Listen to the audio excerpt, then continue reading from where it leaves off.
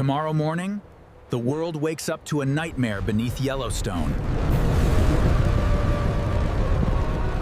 What if Yellowstone erupted tomorrow, and civilization had only hours left to prepare? Welcome to The Explainer. Today, we're skipping the Hollywood disaster scripts and the sensationalized headlines about the Yellowstone supervolcano, and we're looking directly at the actual geological data. If you've spent literally any time online, you've probably seen the rumors that a massive, world-ending eruption is brewing right now just beneath America's first national park. So we're going to sift through all that panic, dive into the hard science, and find out exactly what is really going on miles beneath the Earth's surface. It is honestly fascinating to see just how deep this fear runs. Is a Yellowstone supereruption going to trigger a global geopolitical collapse?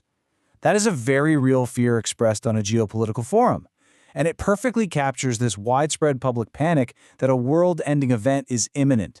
People sincerely wonder, if the U.S. is wiped off the map, who steps into the power vacuum? Does the global economy just completely collapse? It's a gripping thought experiment for sure, but it's built entirely on the premise that a catastrophic eruption is right around the corner. And this isn't just some fringe anxiety either. Someone on this forum legitimately asked, assume the Yellowstone supervolcano happens in early 2017, what will the geopolitical impact be?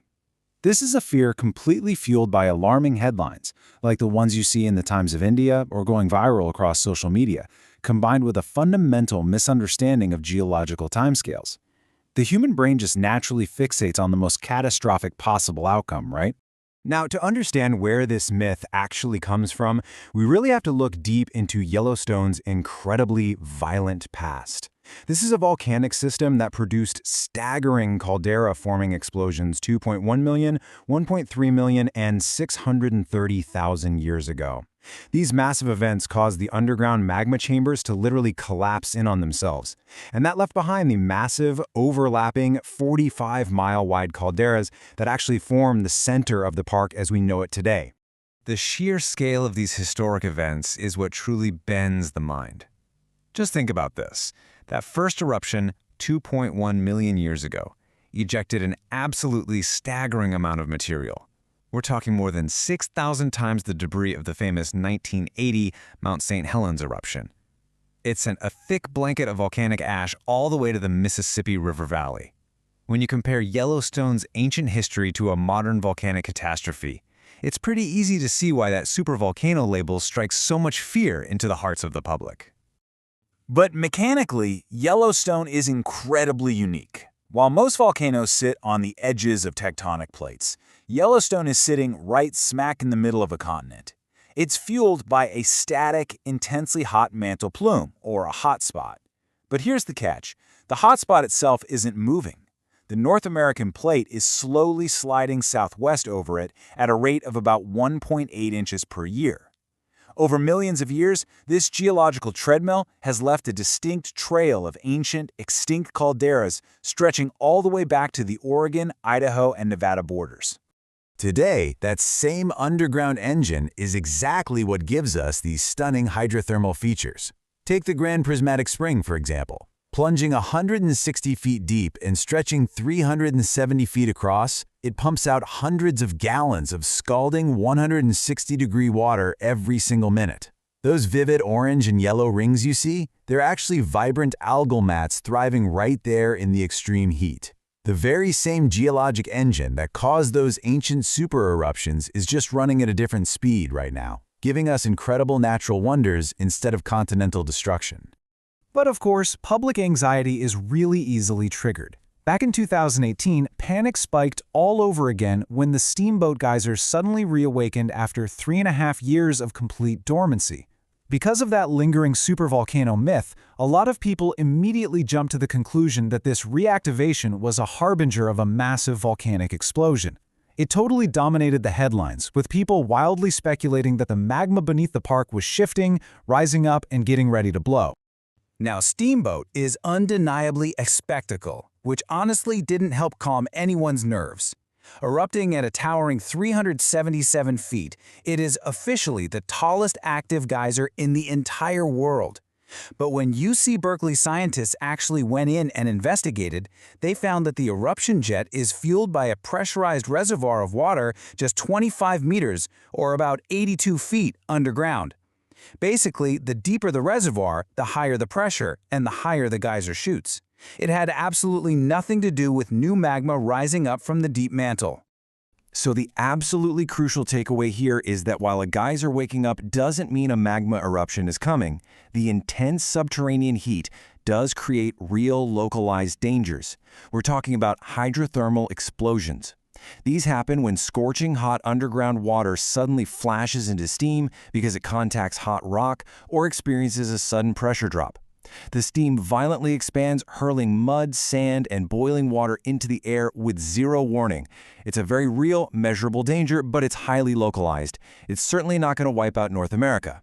Let's just pause for a second and let this unimaginable time frame sink in. 70,000. It has been 70,000 years since Yellowstone's last basaltic lava flow at the Pitchstone Plateau.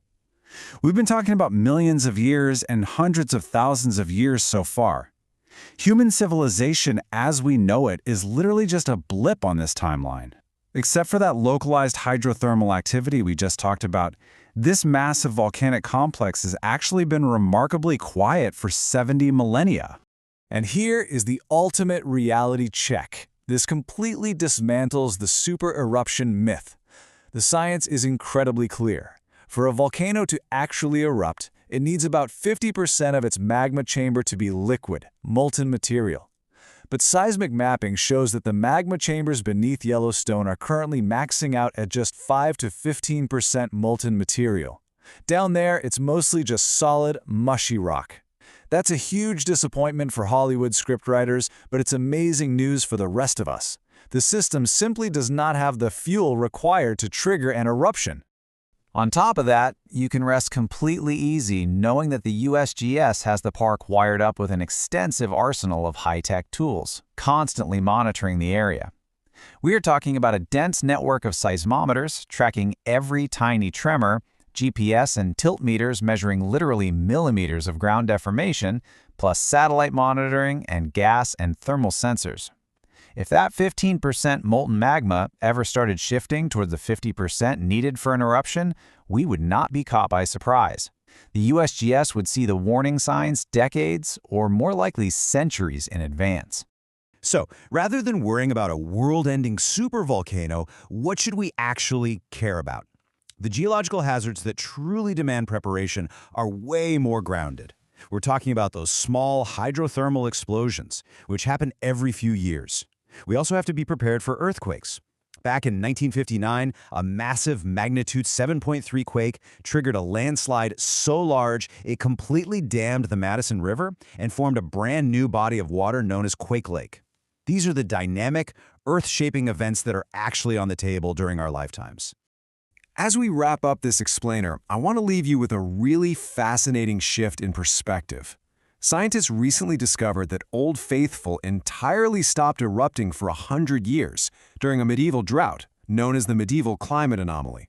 And that leaves us wondering, do changing weather patterns pose a more immediate threat to this natural wonder than the magma sleeping far beneath our feet?